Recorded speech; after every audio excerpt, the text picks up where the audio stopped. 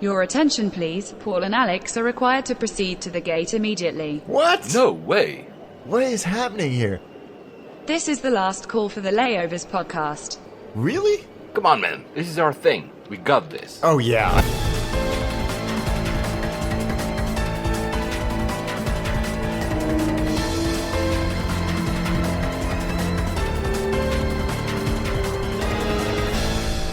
And we made it.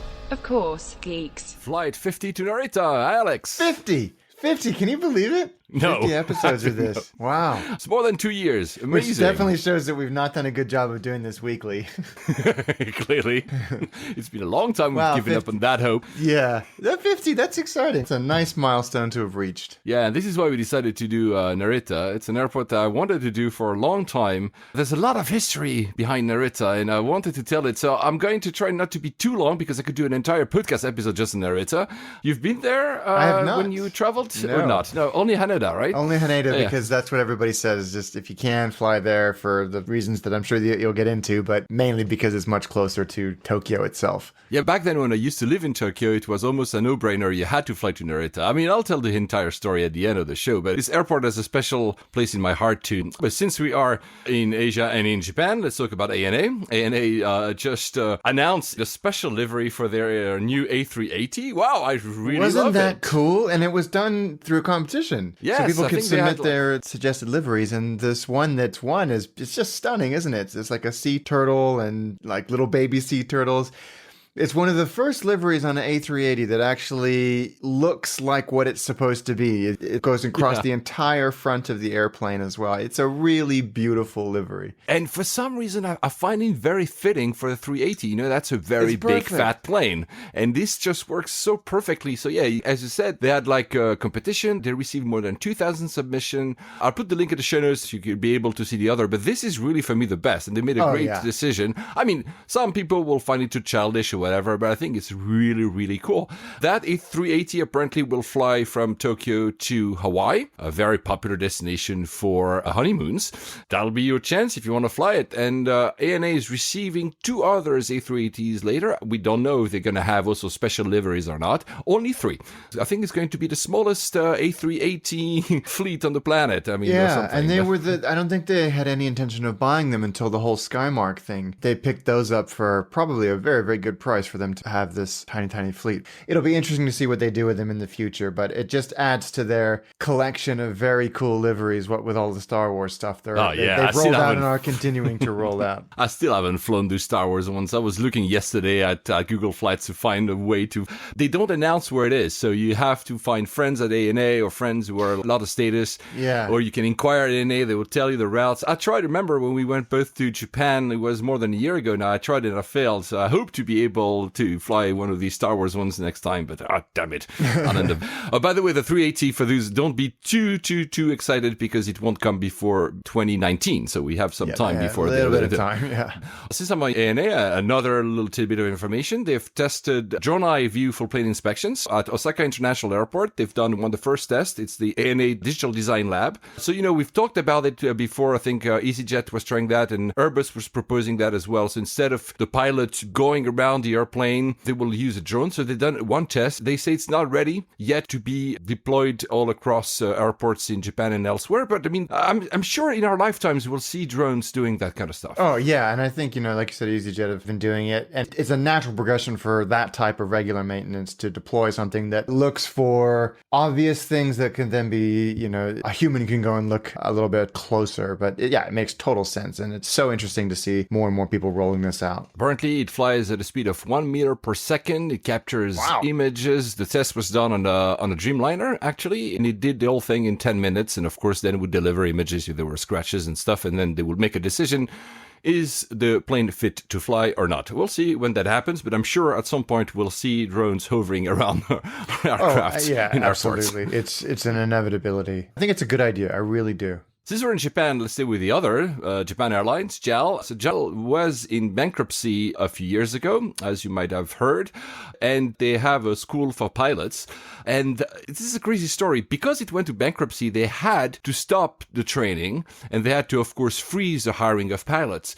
They will finally enroll 100 co-pilots we were supposed to fly around 2010 and will only now be starting flying domestic flights in general. So that probably is the longest ever pause for your training. So imagine you decide like 7 years ago, 10 years ago that you want to be a pilot, and they had to wait this huge period of time before now being finally able to be in the cockpit. That's amazing. But at least they're hiring them. It's nice. Yeah, well, that's true. At least they actually went through on their promise. But holy cow, yeah, you may as well just start from the beginning. Let's stay in Asia. Beer. Betsy? Yeah, do you want to talk about that cool? one? So yeah, this is and Cathay Pacific have come up with this beer that they've specially brewed for consumption at altitude because, as we've talked about, or at least alluded to in past episodes, the taste perception and the way your taste buds actually work changes at altitude and with cabin pressure and cabin humidity. So Cathay worked with a local Hong Kong brewery to come up with this type of beer. Well, it's not a type of beer, it's a beer, but it's called Betsy, which is also the name of the very first Cathay Pacific airplane, which was a DC-3 in 1946. DC-3, yeah. It's very cool. It's being rolled out now? Do you plan to fly Cathay Pacific? Yeah, I'm very sure I will in the 3 months that this is going to be featured. And it's only on certain routes, I think London and Manchester. But it looks fantastic. The science behind it is really good. There's so many kind of flavorful nods towards indigenous Hong Kong plants and well, not wildlife, but, they got the hops from the UK. And actually, if you're in Hong Kong, you can go to a few bars and restaurants and hotels and try it. And also in the lounge in London as well. So even if you're not flying on Cathay, you can still try it. Sweetness and saltiness are suppressed in flight. So we use some fruit and honey to accentuate the sweetness. And of course, like you said, the hop comes from England. I really want to try that. So yeah, as you said, it's only on flights from Gatwick, Heathrow and Manchester, back and forth Hong Kong. But yeah, there's a few spots. I'll put the link in the show notes. One I love, it's called Grey Deluxe, Cafe Grey Deluxe in Hong Kong. I've been there many times. I'll make sure to make a stop next time to try it because I don't fly, sadly, Cathay Pacific because, guys, you're too expensive. I will go to that Grey Deluxe and I will try that beer. And like you say, it's only for a limited period of time, 3 months, I think, like you said, right? Yeah, not very long. It's just started last week. So I think this is a neat thing when so many airlines are spending a lot of money on hard product differentiation or IFE or whatever it might be.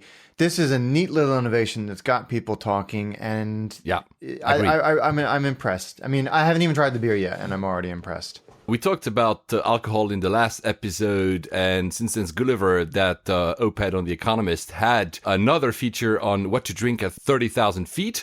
Just one quote that I didn't know. Apparently, bubbly does not fare well in altitude. It's too acidic to taste nice.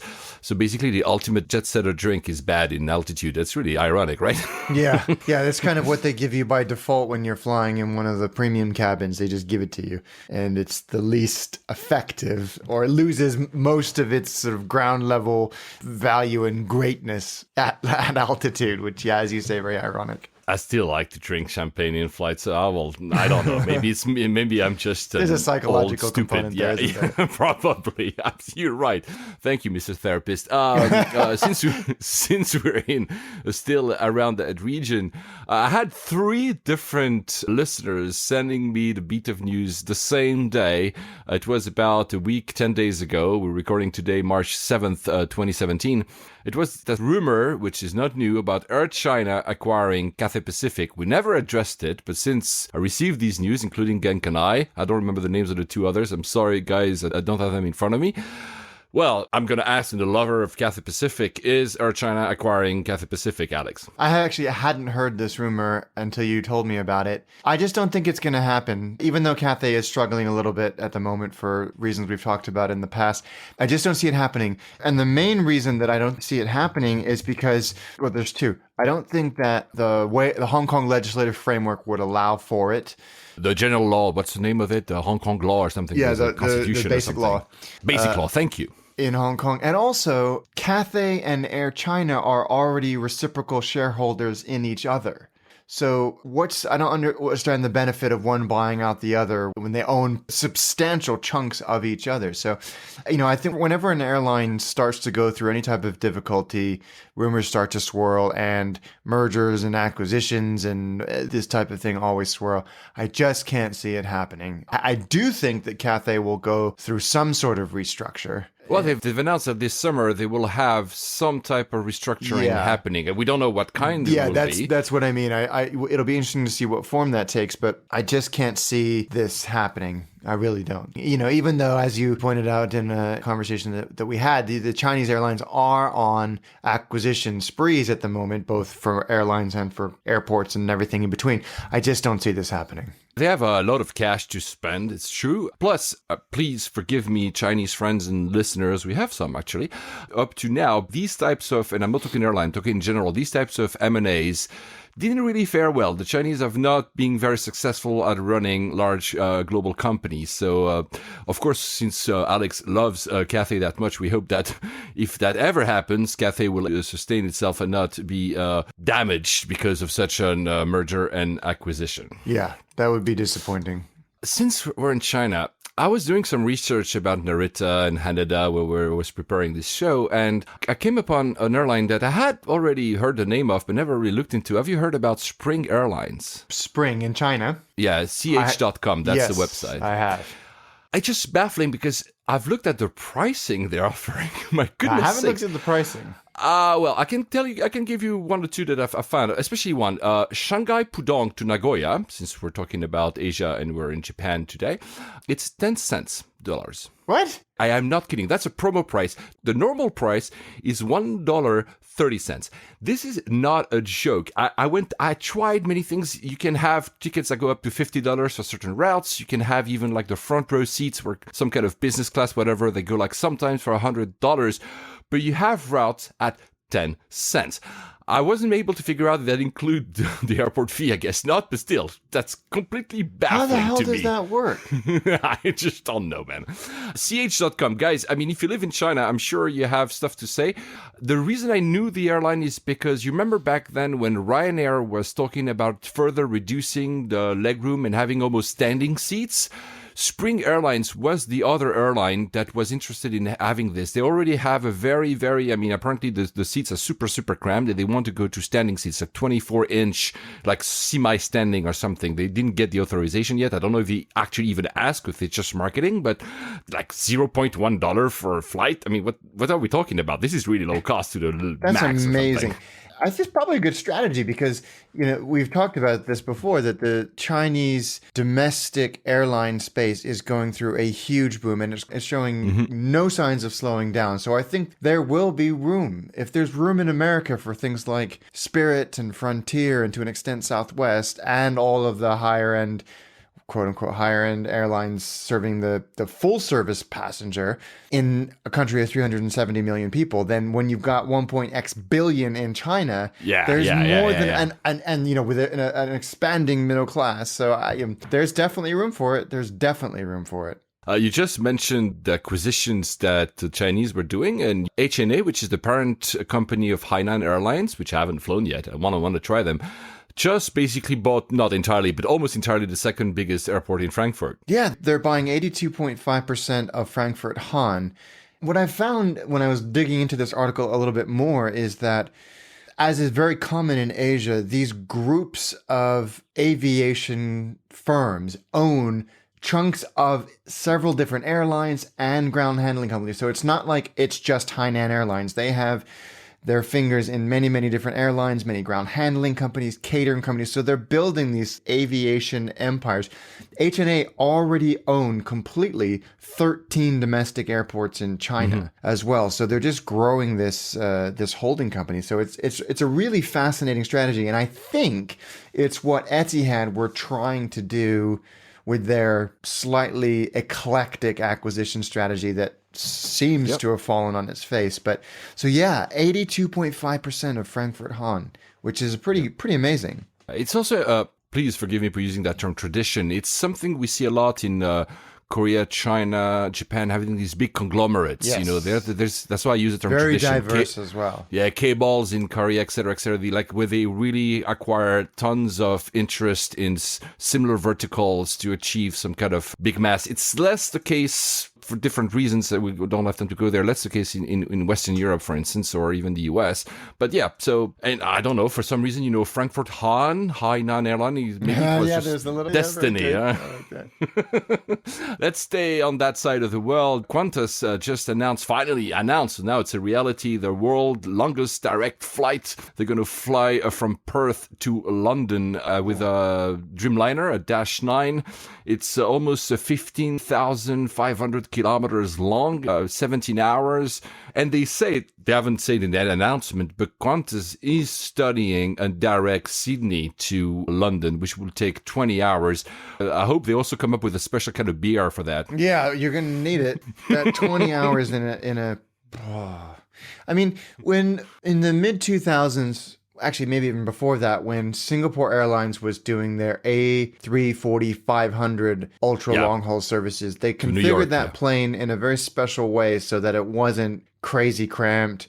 In fact, I think there was an all-business class version as well, but I think you would have to specially configure that airplane, not just for the efficiency of being able to get from Perth to or Sydney to London, but also just for the health, not even the comfort, the health of people who have to sit down for 20 hours. It's not good for anybody. So no 24-inch semi-standing seats for that, I hope. Because, I'm not sure I even want to try these very ultra-long flights. Maybe once in my life to have said, I was looking at, maybe some of the listeners remember last year doing the Lima, Dubai, which was the world longest. I don't know if I really wanted to. Maybe if I were 25, but I'm really not looking. Or of course, if I can find a way to get it maybe in business first. But even it's super long. I've done recently a 15 hours flight, remember, from Seoul to New York. And that was, you sleep and you're like, oh, I still have 10 hours in front of me. Exactly. Forget it. ANA also is announcing its longest ever route. It's not as long, but for those who are interested, they do Tokyo to Mexico City. Now with also a Dreamliner, a Dash 8, that's a little bit more than 11,000 kilometers. You know what, there was interesting on the back of that. There was an interesting debate on airliners.net, which there often are, but about somebody initially suggested what a strange route from Tokyo to Mexico. But actually, when you look at it, there is a lot of capacity between that reach, so Japan, Korea, and northeastern China to Mexico. Because, I mean, Mexico is not a small country, but if you go to Shanghai and you sit there when you take a flight back to London, they're often at the same time as the Aeromexico Shanghai Tijuana flight, which I think is my favorite city pairing. Shanghai Tijuana. I don't think you can get much more contrast than that. Yeah, absolutely. I think Aeromexico already flies 5 times a week to Tokyo, so there's demand and capacity on. There must be capacity. I'm sure ANA is not throwing that out there just to throw that out there. They must have. Talking about long shows, our show today will be slightly longer, possibly because the end of Narita, which is a bit long. Plus, it's our 50th episode. Come on, guys, let's go over an hour. So Marcus Volter came forward and said that he was the one who said that our previous intro to the show was cheesy. Thank you, Marcus, for being so honest. He also kept honest by saying, and it's not a dig, we had this argument back and forth with him like a few times that I edit, because I edit this show myself, that I edit it too tightly. I will admit that I possibly edit it a bit tightly. The one thing I want first to defend ourselves is that Alex and I are very fast-paced. The way we actually are doing the show, the end result you're listening is actually a very big reflection of what we actually already are. The fact that we switch topics very fast without having a pause, it's the way we do it. I have the original recordings, guys, I can show them to you. We are super fast. It's true that sometimes, especially myself, I tend to ramble a bit, and I cut a little bit the rambling, because it's not always interesting to hear over and over the same sentence, maybe above one of the topics I've done. And it's true that a few times in the episode it might sound natural.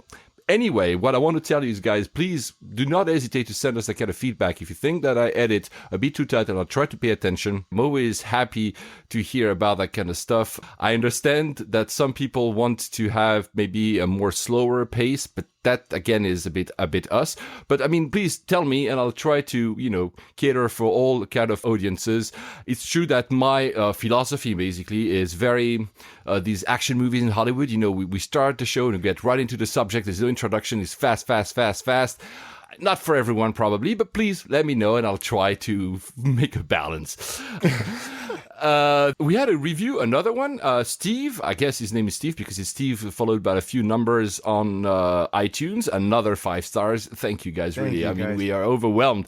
This podcast strikes a perfect balance of professionalism and passion, a must for the aviation enthusiast. Long may Paul and Alex keep it up. Yeah, we're trying. We really are. But you guys, you don't realize we're not asking reviews to like fake some kind of algorithm or whatever, because it doesn't really change how easy or not easy it is to find our show on iTunes and other platforms. It's really that we love to have feedback to know, okay, are we going in the right direction? Yeah, absolutely. Of course. Thank you for taking the time. Steve, thanks a lot. Since I'm still on this, and then I'm going to move on back to airplanes and airports, I've introduced chapters in the podcast. It's something that only a few apps work, so I'm going to give you a few. I've tested them all, actually. My God. On iOS, OverCast, DownCast, InstaCast, PodCat, iCatcher, RSS Radio, and to a certain extent, PocketCast do chapters. What are chapters is basically, now if you go to show notes, you'll find which topic starts at which minute, and on these apps, you can actually directly jump between topics. So if you don't want to hear us talking about podcast chapters, for instance, you can just actually ditch that and go to the next chapter. On Android, only one, I think, app does it. It's called AntennaPod. If you know about any others, we're not Android people here on this show, please let us know. And also, we are now listed on TuneIn and Acast, which are 2 very popular platforms that I forgot to list us in, to be frankly honest. So if you guys are using those, you can simply search for layovers. And anyway, let us know if there's ways to listen to us you wish you had and you don't have, besides podcasting, SoundCloud, etc. Let us know. I'm working on getting us on Spotify. It's a bit hard because they don't accept submission, but I know some ways. It should be there soon, hopefully. But please, again, feedback. We'd love to hear about that. So since we are in these exchanges on Twitter, because that exchange with Marcus happened on Twitter, this exchange between Aer Lingus and Norwegian Air was pretty funny. It happened in January. So it was, it's 2 airlines. It's stupid, but 2 airlines talking about their low fares. So Norwegian would say, yeah, we have non-stop routes that go from Dublin to the US from 69 euros. And of course, Aer Lingus answers, no free bag, no free seat assignment, no free meal, no pre-clearance. Cheers, you grand, right? Yeah. And then free advertising. So that's Norwegian answering. Free advertising from Aer Lingus for Norwegian low-cost flights. That's grand. Thanks, guys, because they actually are looking at where Aer Lingus arrives, which is Stewart International Airport. And they put that in Google Maps and they say, how long does that take to Times Square? And of course, Google Maps answers can't find a way there. Yeah, So it's 60 miles away.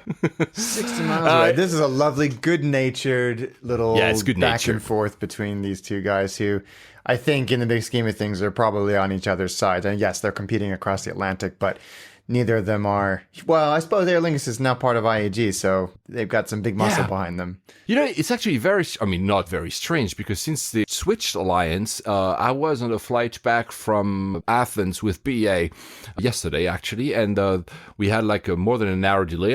There was this lady sit next to me, and she said, I need to get to Dublin. And of course, I'm using Aer Lingus because Aer Lingus is part of oneworld. But the thing is, of course, in Heathrow, Aer Lingus is still in the Star Alliance terminal. So that's actually why she was concerned that she would actually miss her flight. She had like 40 minutes. I'm not sure. That's tight. If it's, one world, I hope that BA would transport her airside from, one terminal to the other. And she didn't have to do it herself, go through immigration. But anyway, she might have to go through immigration because there's no controls in Dublin because you're already in the UK. We're in this free thing, right? Yeah, you're not in the UK, but I can't remember if you have to go through immigration when you come from the UK. I haven't been to Dublin in a while. I can't remember.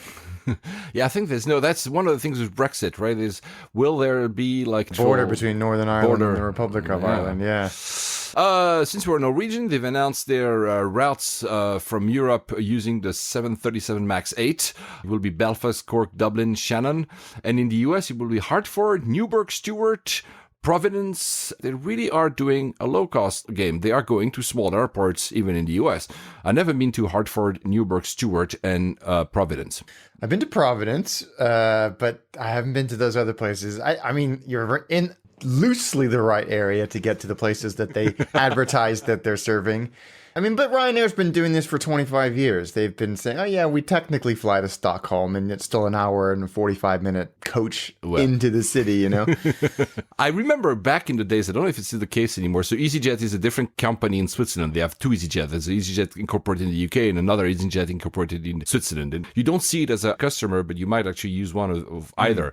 And back then when I was living in Switzerland, if you wanted to go to Barcelona, I think because of some regulations or maybe agreement with the Spanish authorities, EasyJet could only sell you a cheap ticket if it was part of a package, meaning with accommodation. So what they would do, they would sell you the ticket to Barcelona, but not the big airport, another random airport, plus a fantastic accommodation in a tent next to the airport, which was like €2. So basically that was a way to go around the thing. You're kidding. That's hilarious. What a good idea. Yeah, exactly, right? With Norwegian, we went from Europe to the US. Let's go to the US. The article that a lot of people are talking about, this interview of Munoz, the CEO of United. He talks about a lot of stuff in that article. I'm going to just go from the anecdote. Apparently, when he arrived at United, as the helm of United, he realized that there was free coffee, but the cups were not free, and there were no more cups because of cost cutting. So people had to bring their own cup. And he said, yeah, in a majestic display of benevolence, he reintroduced the cups. But besides that, what were we talking about here?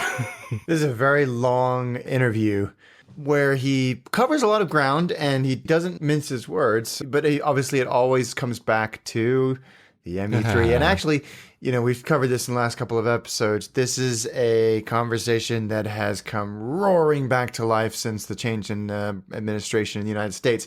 He did not mince his words. He said that those airlines aren't airlines. They're international branding vehicles for their countries, which I think was meant to sound a lot harsher than it actually did, because so are British Airways and so is American Airlines. If you think about it, they are named after the countries they represent, and neither of those do a particularly good job of representing their countries. But I think what he was trying to say was, as a result, they get subsidized by their governments, et cetera, et cetera, et cetera.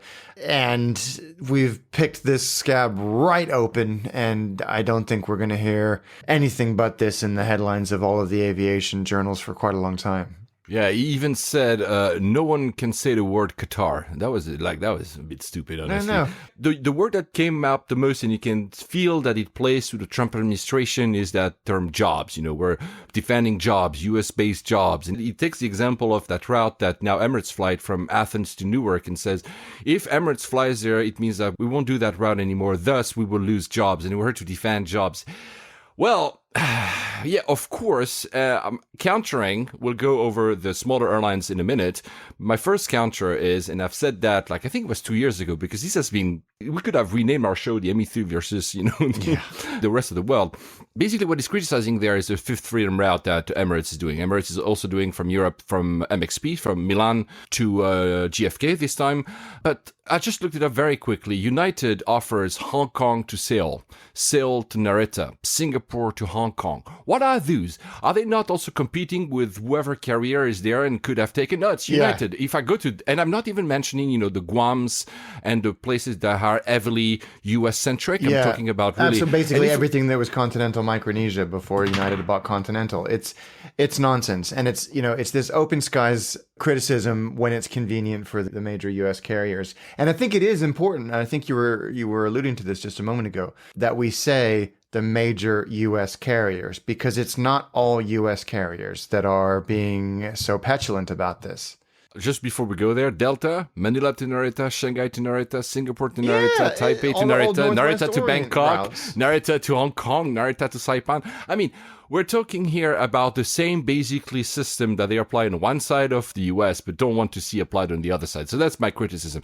You're right. That was the other article on ATW Online who talked about the smaller aircraft. I mean, if you add them up, they actually make a lot of jobs. They're actually pretty big. But it was JetBlue, Alaska, Atlas. And they said, we're fine with open skies, actually, and it's good for competition. And the JetBlue president and CEO, Robin Hayes, said, we very much take a different view. Well, that's the least you could say, because they really are defending open skies. FedEx is also defending, because FedEx actually relies as well on Dubai for a lot of their operations. And they say, if we don't have open skies anymore, if we start using these basically partnership agreements that allow us to get access to other parts of the world, we will lose, and we will lose jobs. So like you said, this is not a one-way street here. Yeah, absolutely. And I think JetBlue have got that relationship with Emirates that they've said has been a huge success for them, that's fed in and out of their network. And they get it. They understand it. They see how to leverage these relationships and these incoming, because it's almost, well, it's probably a healthy mix of leisure and business travelers, but they see it as an opportunity and not as a threat. Fair enough. I mean, JetBlue are a domestic carrier, so they are only going to benefit from traffic coming in. But we've been over this. The U.S. government has ruled on it. Every department of the U.S. government has ruled on it. It's getting a little bit ridiculous. However, I still think that the current administration might do something about this. So I do agree. We will hear about that. It's popcorn time, I think.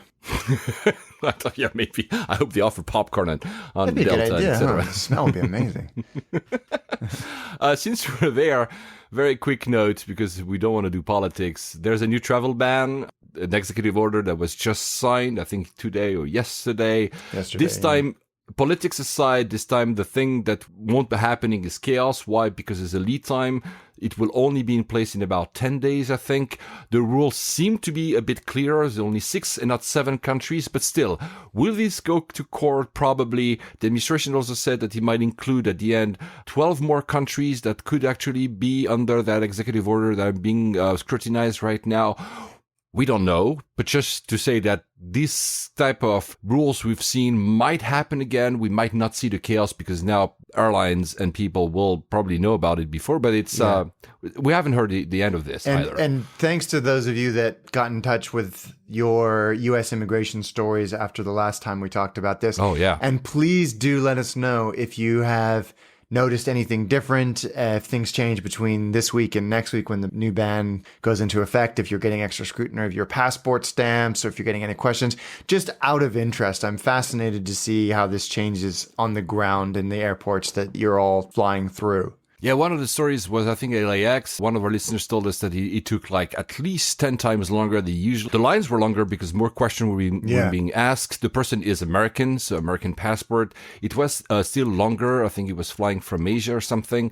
I have to mention the new executive order this time specifically says that if you're a green card holder or if your visa has already been approved, you're fine. So we're only talking about new visa demands, etc., etc. And this is a 90-day ban. There's been also, Skift has mentioned that apparently some green card holders are seeing their global entry status revoked. Additional scrutiny. I don't know again how big that is, how many people were, but there must be because people talk about it. Of course, you get, if you are global entry and if you are being revoked, you will get a notification from the government. So it's not as if you'll arrive at the airport. It will be. Yeah, well, yeah. Absolutely. The other thing that I've heard that has changed is now because of a different executive order, which this time is about undocumented immigrants in the U.S. They are, and that's very new for the U.S. because many times we said here that we are almost jealous of the way you fly domestic in the U.S. Where besides security, there's no control, etc. Now, apparently, there has been control on domestic flights when you land, when you have authorities asking you for your papers to make sure that you actually have an identification with you. Amazing. So that's very, very, very new, right? That's very new. Never And happened. I think it's in the legal gray area as well, whether or not you have to actually give that information to somebody. But yeah, please let us know what experiences you have, just so we can, let everybody else know what's happening and what to expect. And, if you've got questions about it, let us know and we'll see if we can find the answer. Cory Doctorow just wrote this morning an article about the new TSA rules. Apparently, the pat-downs will be more invasive than they ever were. The title, I'll just read it out loud. TSA's new pat-downs are so invasive, airports are preemptively warning cops to expect sexual assault claims. Jeez. I don't know what. Yeah, geez, exactly. Apparently, the secondary screening, if they ask you to step off the line and do a second screening, could actually be more invasive than it was up to now. So I just said that security was not always a concern, but this is a big concern. I mean, again, we'll see what happens. And finally, to our American friends that want to travel to Europe, there was a news that made the rounds for like a week. I forgot about that. The EU travel ban. Apparently, Americans would be precluded to come to Europe without visa. This is not true, guys.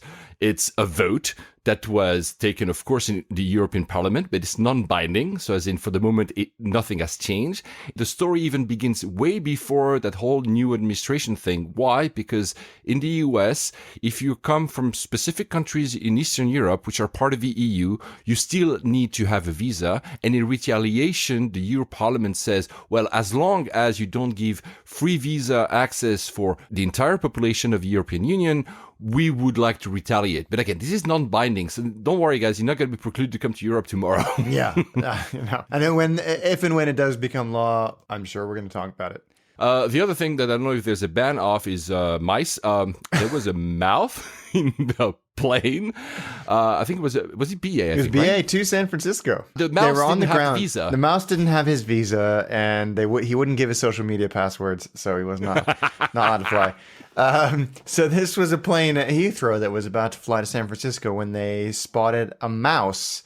And the plane cannot take off with undocumented, livestock, if you will, on it. So they could not. They had to actually swap out the airplane.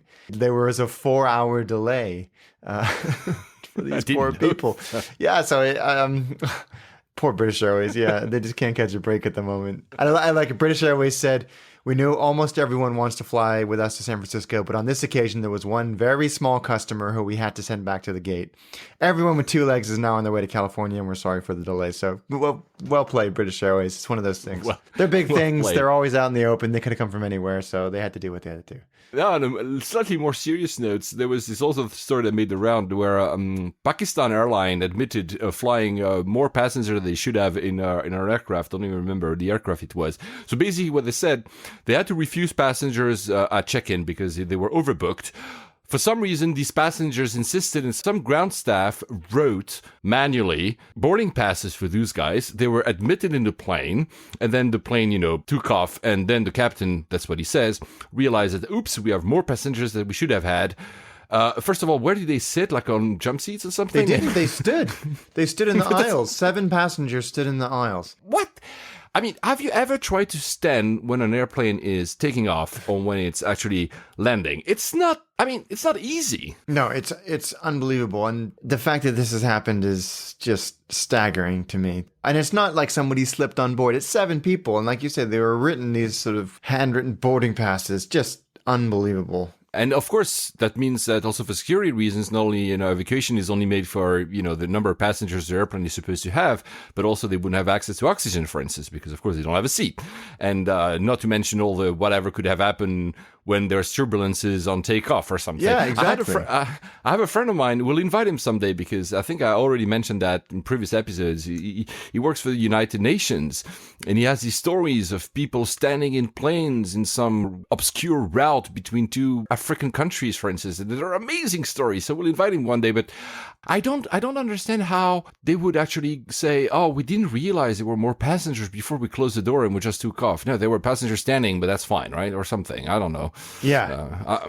Maybe it's the captain want to avoid a fine or something. But it's extraordinary. We just talked about mice. We talked about extra passengers. Now let's talk about Mule. Airmule. So Airmule is this new thing. It's a startup that says, "Okay, Alex, you have extra room in your luggage. You can be paid to transport something on behalf of someone else." Yeah, of course. I already see Alex's face on the other side of the screen saying, "What the hell? No way." I read about this when you sent me the link, and I get it. So, like, if you have allowance for 2 carry-on bags and you're only using 1, they will connect you with a TSA certified shipper to carry something on their behalf. And if you strip aside the security concerns and all of that, I actually think it's quite a good idea. But then you bring on the security stuff, and they have this whole section on their site where they talk about how everything's validated and verified and TSA approved, and TSA screens it and blah, blah, blah. There's just something that makes me slightly uncomfortable about this.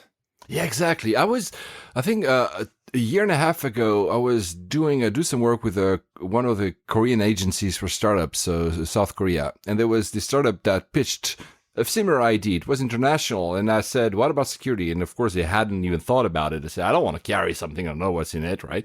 So this, at least, they are thinking about this old TSA certified, etc. They really emphasize a lot this, the safety concerns. I still wouldn't feel comfortable. I mean, you can win money. They say you can win up to $300 by it. So basically, you could actually offset the price of your ticket.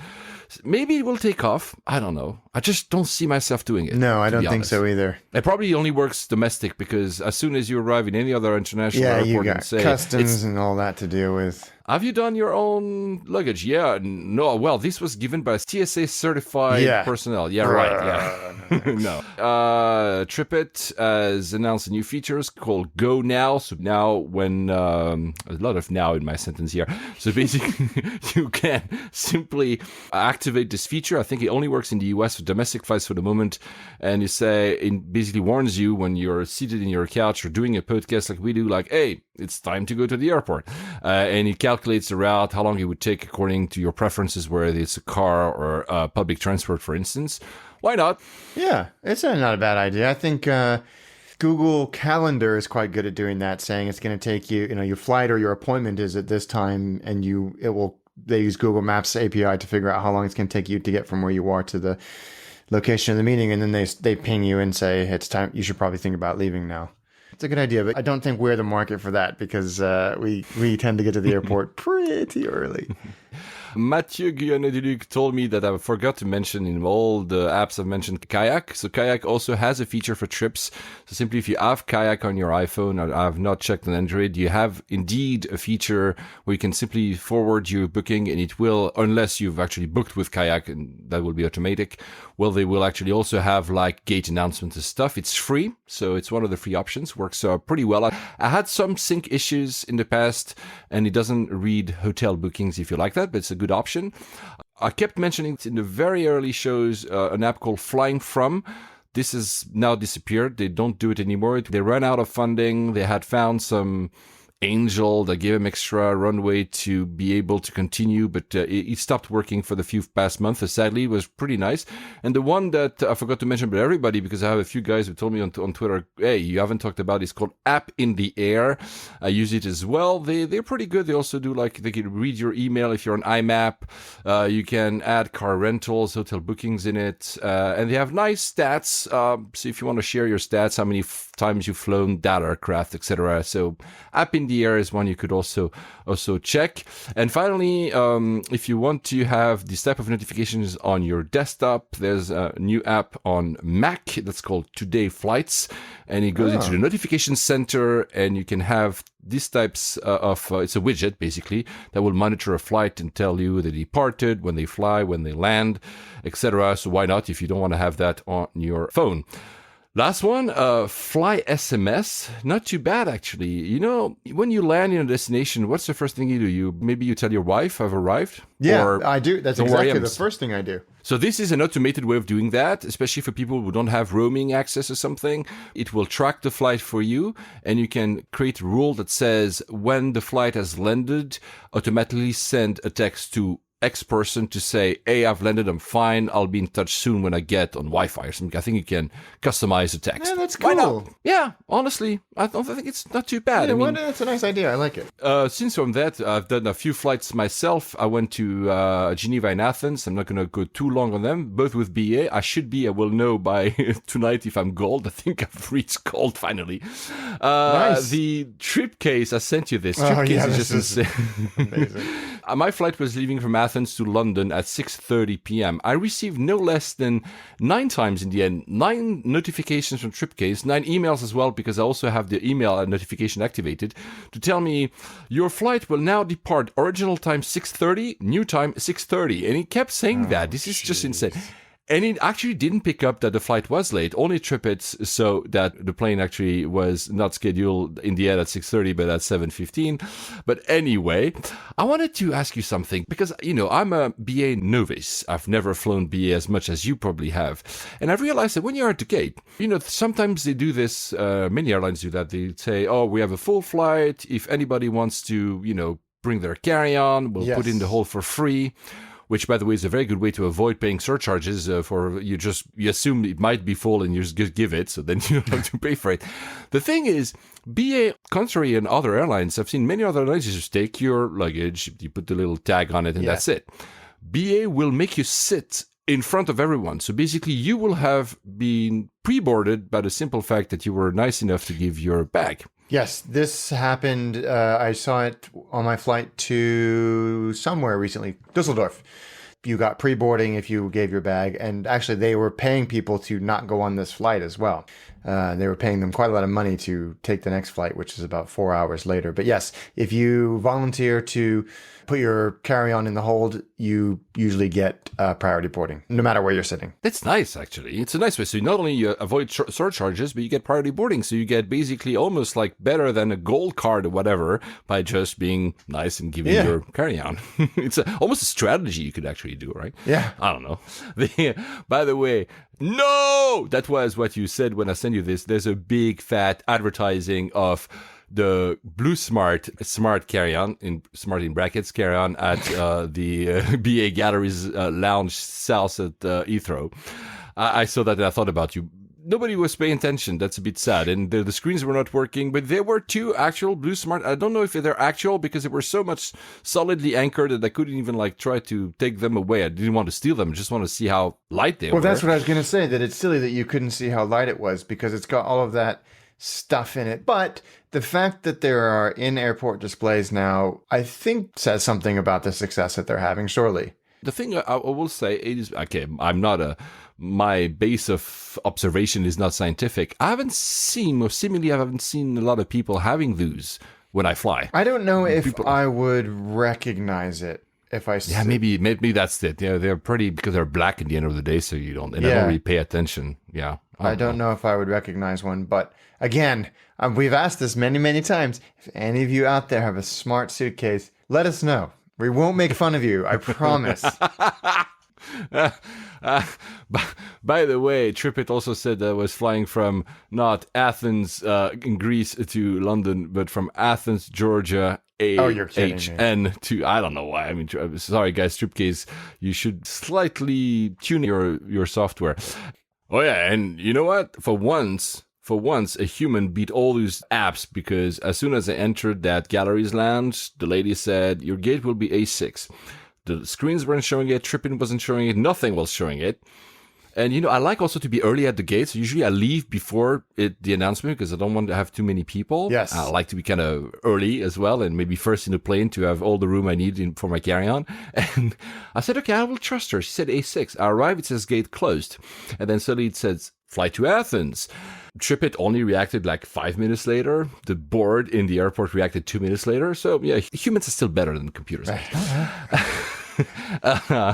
In Greece, though, I don't know if it's a sign of the crisis, but what I didn't know is that the BA lounge closed. There's no more BA lounge in Athens airport. Really? And they say you should go to the Aristotle Onassis lounge, which was closed.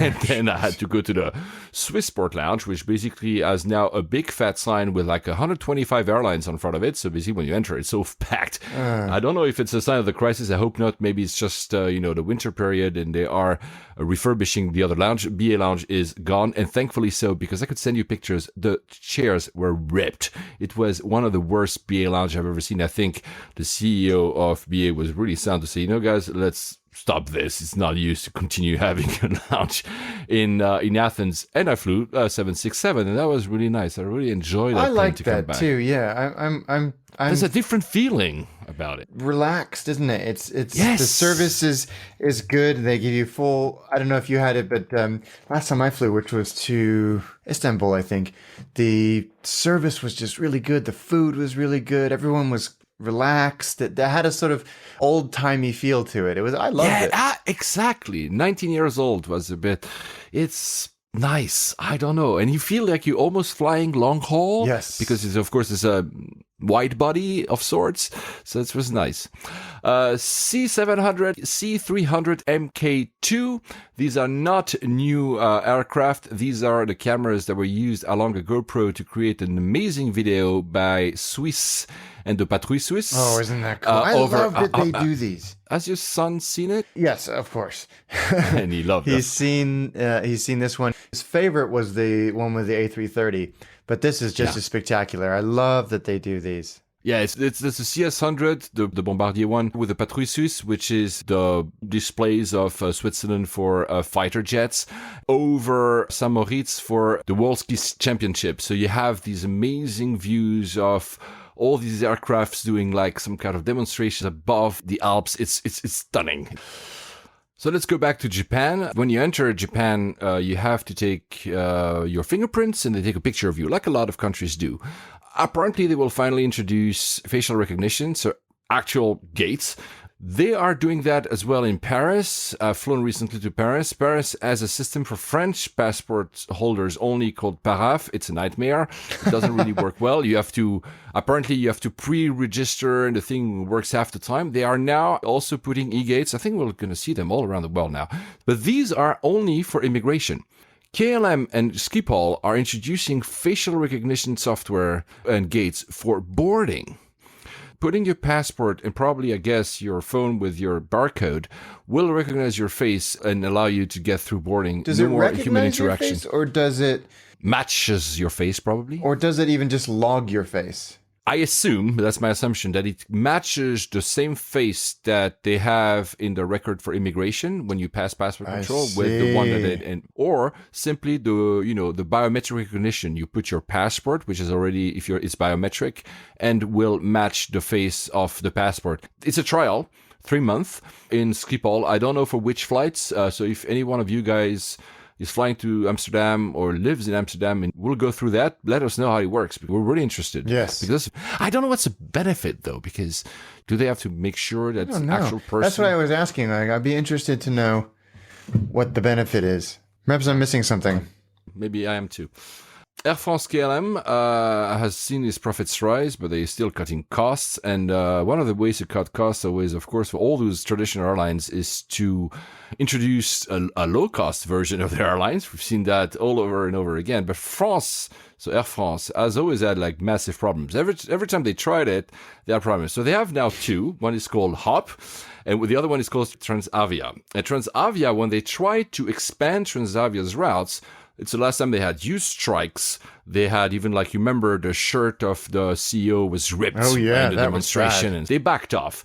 So now the new plan is for the new CEO, Frank Turner, because Juniac has taken the place of our friend Tony Tyler. The new plan is to introduce yet another low-cost airline, which codename currently is called Boost. What they will do, and I guess this is the old trade-off with the unions, hire the pilots from Air France, but the crew will not be from Air France. So I'm guessing in the power struggle, they're thinking, okay, the pilots have lots of damage potential with our strike, so let's make them happy and the rest not. And that's their new low-cost structure, the Horizon 2019-2020. I don't know what... It seems very complicated for Air France. It does seem complicated. They're big fans of this, aren't they? They're trying to overcomplicate things ever so slightly. I don't know. It seems when others are consolidating, they're just sort of fracturing bits of the company off and trying to make something, and it's really not going to work. And this time it will be a mix of long haul and short haul low cost. When you think about it, at least Lufthansa with Eurowings as one single entity, these it seems to have, because there's also like a Transavia, there's two Transavia, one that belongs to Air France and the other that belongs to KLM with different rules. So you see, it seems really overly complicated. Yeah. I mean, good luck to them. I hope it works. Air France was the airline I was commuting with when I was living in Japan. So this is why I cannot resist having fond memories of Air France, because every time I would step into the 777 that would fly me back to Europe, I was already in Europe. You know what I mean? I was Japanese tarmac, and I was already there. Right? And it's an interesting flight, by the way, because it's the last flight to depart from Narita Airport, and it's the first flight to land in Paris. The thing is, because it would land too early, and there's also nighttime restrictions in Narita, it was a longer flight than the others. They had to fly not as fast as their daylight flights because they would otherwise arrive too early. And it happened to me once. I arrived at the flight. We usually land around 4:30 a.m. in Paris. And once, probably because of winds, we landed at 4. You know, you go out of the airplane with a jet bridge, and then we had to wait in some kind of small room for like half an hour because there was no staff. There was no staff. There was no one. But anyway, it was a nice experience, and Charles de Gaulle is the number 1 destination from Narita, strangely enough. London comes only 5th or 6th. Frankfurt is 2nd, I think. So you see, it's a very popular route, the one I was taking. And Narita, for me, is a special place in my heart because, of course, it's been, almost 10 years I've lived there. It was also kind of the beginning of not my love for flying, obviously, but when I started flying a lot. And so Narita is an airport that is not up to Incheon, Singapore, as in it's not this big hub. Right. I'll go why in a minute. And I'm sorry, guys, it's going to take a bit longer than it usually takes to talk about our airports. When you land in Narita, if you look out the window, you will maybe see a few things that are very odd about that airport. First thing, you might see there's a farm in the middle of the airport. There's actually more than one farm, so it just doesn't really make a lot of sense. If you look around the airport, where the fences would be, if you want, on a traditional airport, there's a wall. There's even like security. There's the army there actually surveilling the airport. This airport has always been in a state of high security alert, which of course a lot of people will just say, oh, it's post 9/11. Well, no. It's actually dates back a long time. So for a long time, Haneda was the only airport. Then, the post-war boom in Japan made the country succeed. They needed another airport, especially for international flights. The government was trying to find places. They found a place which is pretty far from Tokyo, but Tokyo is such a big city, which is currently where Narita Airport is. 40% of the land was owned by the emperor, basically, so that part was easy. They would just give it to the government to create the airport. The rest was owned by farmers. The problem is the government was not very smart. They didn't really do they didn't go and talk to these farmers. They didn't even inform the local authorities. They just started to try to buy these lands. And the farmers were like, no way, we don't want an airport here. So they resisted. They unionized, so they make an association, and they resisted. But they resisted super, super harshly. The original plan for Narita was to have 4 runways, full runways, wow, and 3 to 4 terminals. Currently, just that we have 1.5 runway and 2.5 terminals. Why? So when they were trying to build the first runway, I'm sorry, I'm smiling, but this is not the image a lot of people have of Japan. They think of this sometimes wrongly about this very quiet country, very respectful and polite. There were like a lot of riots where people were basically making impossible the lives of building workers to finish the airport, the first terminal and the control tower. They had to have almost like a delay of 8 years to finish the only runway they had back then. At the end of the runway, there's one of these farms that built, and I'm not kidding, it built a tower there. So it would mean that for a long time, airplanes couldn't land coming from that side of the runway because it was a tower that made it unsafe for airplanes to land. So they only had the possibility to land one way, and the government couldn't do anything about it. There was a tower that belonged to the land belonged to this farmer. The farmer said, I don't want to have an airport next to me, built a tower. When they tried to open the control tower, rioters rammed the entrance of the airport with trucks in fire. They went to the sewage pipe, entered the control tower, and destroyed it. No way. They completely rammed it, completely destroyed it. When Narita Airport tried to open, and that's, we're talking now more than 30 years ago, they had, I think, 16,000 policemen the day of the opening of the airport. There were more than 6,000 protesters. They fought with Molotov cocktails. They tried to set fire to the trains, stuff like that. Because they knew they would have a hard time actually entering Narita Airport, they went into other tower controls in Japan and shut them down. So they actually shut the entire Japanese air traffic for more than a day because they were unhappy about the fact that Narita... No, I'm not kidding. This is really something completely crazy. Now, we're talking here basically, so the airport was supposed to open, in the 70s. So basically at the end of the 70s, it was open.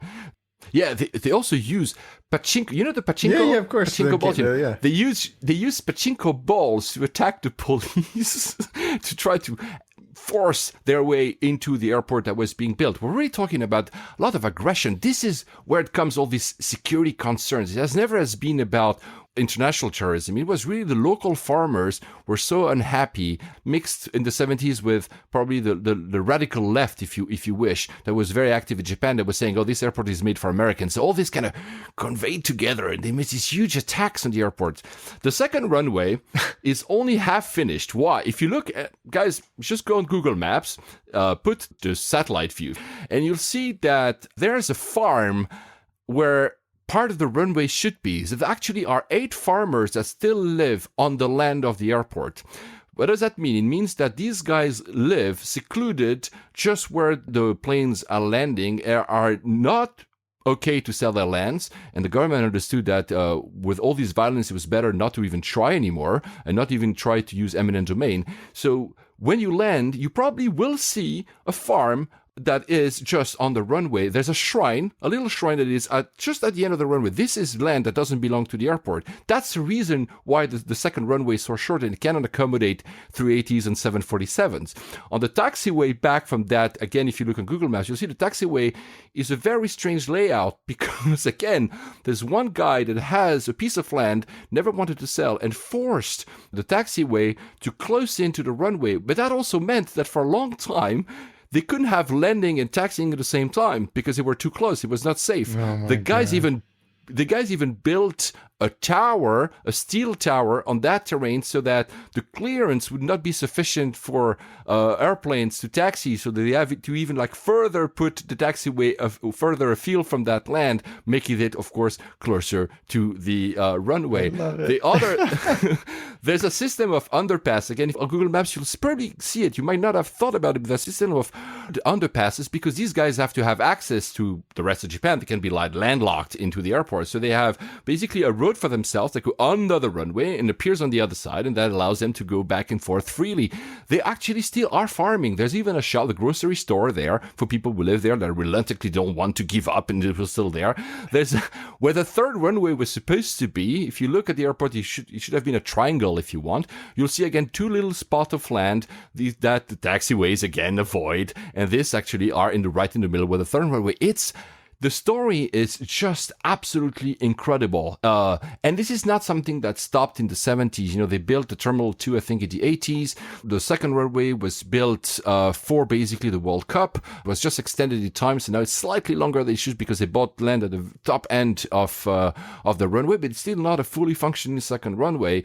For a long time, the train station that was supposed to be under Terminal 1 was not stopping under Terminal 1. You had to stop, either walk for 15 minutes, or take a bus, which would cost you even more with an additional security screening. So this is why for I guess maybe your father, Alex, or people who used to fly before our era, this airport has not a great memory because it was always in high security control. It was very hard to get to. There's never been a Shinkansen, a fast bullet train that goes to Narita because of the same things. They couldn't get the land to go there. It's amazing. So the train back then, even when I used to live there, the train would take an hour and a half to go to Tokyo. Now it's much faster. I'll go there in a minute.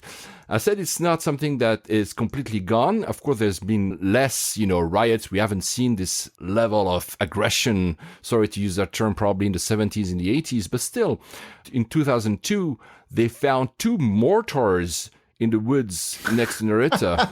So wait, when were those mortars from? From World War II? We're not talking about stuff that you see like in modern warfare or something. But still, the fact that they were found there, they were not just abandoned from World War II. They were found probably as a mean of potentially disrupting. That's what I was wondering. Maybe they were leftovers from the era that protests were happening in the 70s and the 80s. There always been some little, moments of tensions along the years. Even now that the farmers are all getting much older, I don't want to fight anymore, but they're not selling their land. And you remember, maybe that was because it's a very impressive image when the FedEx plane crashed in 2009. There was a FedEx crash in Narita, and it's really because of lots of wind. The fact that they had to close down the entire Narita was because of all these strange taxiways, the fact that the 2 runways couldn't work at the same time, because etc. So it's an airport that is also very badly managed in case there's a disruption, because they had to go around all this mess. So now Is it a good airport after all this story? It's not Changi. It's not Incheon. It should have been. If you look at the plans back in the 60s, that's what they wanted. What this Asian hub that was never to be in the end. They've made some efforts. Terminal 1 is separated in two terminals. Terminal 1 South, Terminal 1 North. North is basically SkyTeam and South is basically Star. Terminal 2 is One World with a few others like Emirates. It's been slightly expanded. Some of the people like me will remember a people mover. It doesn't exist anymore. Now there's a walkway. There's more restaurants now than used to be, but it's still very... What was your impression, Alex, when you landed at Haneda? Did you find it a very in-your-face airport, very grand, or did you find it very subdued? It's pretty subdued and functional. Yeah, it wasn't as ostentatious as some of the airports I've been to. That's the exact feeling you'll have in Narita. It's efficient, but it's not beautiful. They made an effort. Now they're like a fake village, when you can have like Japanese food. The food is really excellent, by the way. Obviously, you're in Japan. So they made some effort, but it's still more functional than anything. Yeah. There's new terminal 3, which is a low-cost terminal. It's a bit of a joke because the landing fees in Narita are so high because of all that stuff they're having, all the security things they have to have, even currently, that they will never be able to remove the landing fees to a level that really is a low-cost airport. But still, what they did is there's no signage, there's no lightning signage. All the signage is actually decals, so it's actually stuck on the ground or or painted on the walls.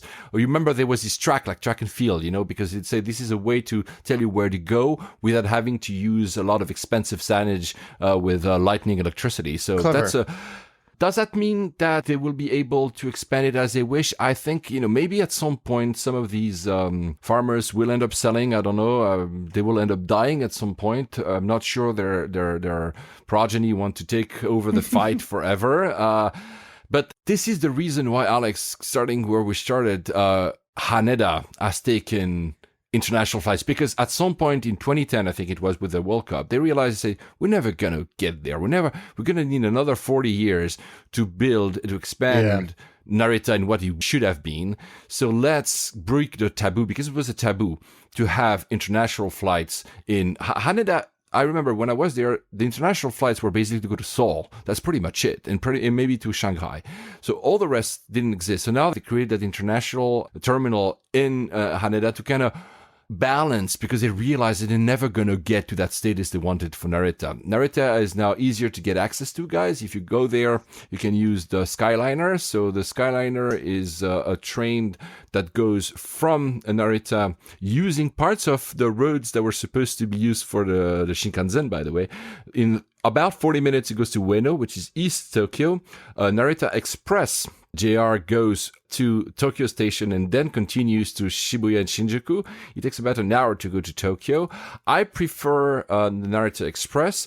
If you are a traveler and pre-bought your GR Pass, which is a way to have all the Japan Rail trains for free, you should, of course, take the Narita Express. The reason I say I prefer, because a lot of people want to stay west, so Shinjuku and Shibuya, what you've discovered, Alex, last year. If you go to the Narita Express, you don't have to switch trains. You go to the same, in an hour and 20 minutes, you're there. If you take the other train that seems faster, because they tell you, center of Tokyo in 40 minutes, then you still have to change and still have to add another half an hour on the subway system, which Skyliner offers as part of the deal. You can have a free ticket there as well. The third option, you've discovered it and you talked about it in your episode on Tokyo Attaché, which I highly recommend because it's a really fun one. The limousine bus, if you don't want to get lost. The big advantage of limousine bus is a lot of the destinations are hotels. So you can simply say, I want to go to the ANA Intercontinental, and there you go. Or, and that's also what I always say to people, is like, well, if you are in an Airbnb or in a smaller hotel, just look on the map what's the next biggest hotel just next to you and pick that as a destination for your limousine bus, and then just walk the rest. It's sometimes not as fast because it's dependent on traffic, and traffic in Tokyo at rush hour can actually make you arrive in 2 hours in the center, but at least you don't have to think about, will I make the wrong train, etc., etc. I think that's a big, because the transport system can be a little bit overwhelming the first time you use it. So having that in your back pocket is reassuring at the very least. The last one, Alex, you remember you and me, we were on the top of the Mori Tower? Oh, yeah. So up to 2015, so sadly not for you, there was a helicopter service that would go from the Mori Tower to Narita. Oh my God, that would have been so cool. Yeah, I've not done that. I've done another helicopter tour over Tokyo. It's really worth it, guys, if you can do it. The other thing in Terminal 2, if you want to have that, because we always ask the question if it's a good for layovers, I would say go to Tokyo. But if you really have to stay for some reason, strange reasons, because you wouldn't, I think, do a layover in Narita Airport, there's a capsule hotel in Terminal 2. So, this experience a lot of foreigners want to have once in their lives in Japan. It's called 9 Hours. You can go there. It's pretty cheap. It's Terminal 2. You can sleep in one of these little capsules if you really have to stay. But honestly, with being at 30 minutes, even if it's not perfectly the center of Tokyo, whatever that means, if you have time, go to Tokyo, even for 2 hours and come back. You'll be so happy to have done it. Do not stay in the airport. Yeah. And because I think you're going to go there soon. You're going to go to Osaka Airport, right? KIX. Yes, we may fly into Tokyo. We haven't fixed our itinerary yet, but yes, we're going back to Japan in the coming months. You know that KIX is built on water. Yes. Like HKG. They said, we don't want to have any other problem of having to have farmers or landowners making problems. That's the reason we have all these airports in Japan built that way. I'll finish with one thing because you might not know that if you're not in Japan. There's another reason that Narita is known, that would make some people laugh, is Narita divorce.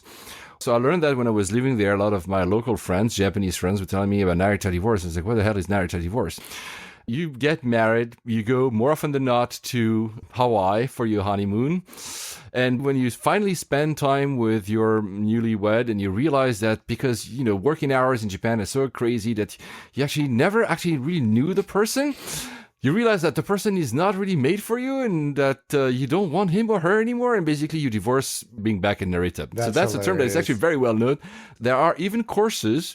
More often than not, it's the wife that wants to divorce the man because they say, oh, the man is useless. I thought the guy was some kind of chevaleresque, person that would actually help me figure out my way in Honolulu. So actually you have courses for Japanese how to be a good man. So how to talk to the driver of your cab, how to open the door of the hotel, how to book a restaurant, and what you do and shouldn't do in order to avoid Narita divorce. This is a very popular service, guys. So that's another way Narita is known. I was super long, guys. I'm so sorry. No, that was great. I mean, I don't think there are many other airports in the world with quite as colorful a story as that one. On that, Alex, are you flying? I'm going to say no. No, in 2 weeks, we head off to Hong Kong and Nishigaki, so I'm looking forward to that. Oh, God, let's try to record before you go. Yes. Let's definitely. try. We'll try.